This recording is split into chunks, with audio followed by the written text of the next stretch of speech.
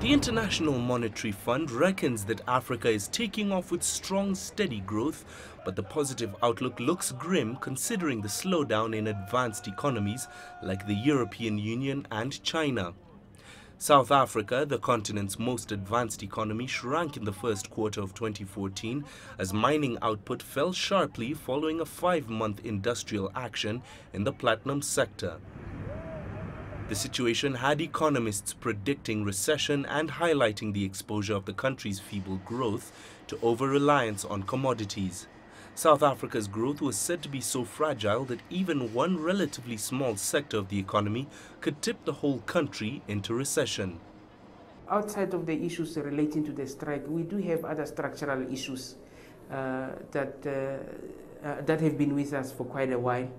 That in order for us as an economy to reach a higher level of growth, sustainable level of growth, that we need faster investments, that we need to improve on our skills complement, that we need to have greater flexibility in the labor market, and all of these things that need to be brought to bear.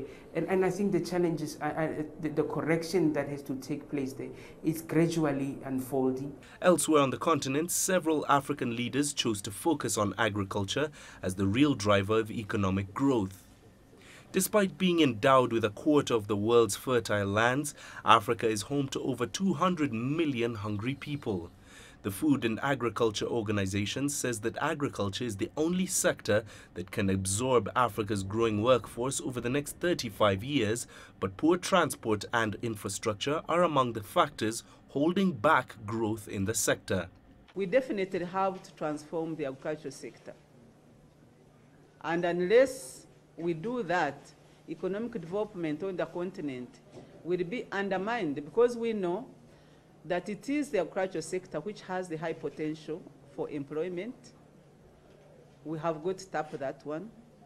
It is the agriculture sector which is going to provide or be a springboard for industrialization. Sudan, prized for its fertile land and easy access to irrigation water from the Nile, has been trying to attract investment like Gulf Arab firms seeking to secure food supplies for their arid oil-producing countries. The country wants to prioritize agriculture to target self-sufficiency by 2015.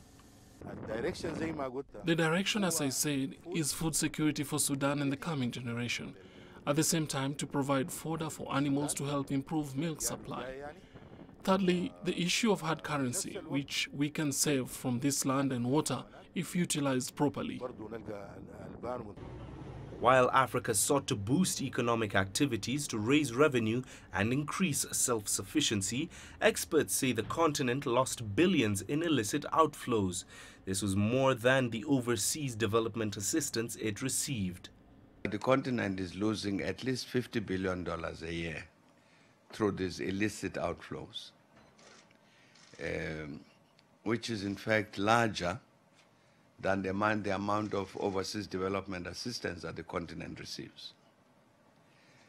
Now, this is capital which is generated within the continent, belongs within the continent, but then leaves by these illicit means. As the year came to an end, analysts focused on the economic impact of the Ebola outbreak, which claimed the lives of more than 7,500 people by late December in Guinea, Liberia and Sierra Leone.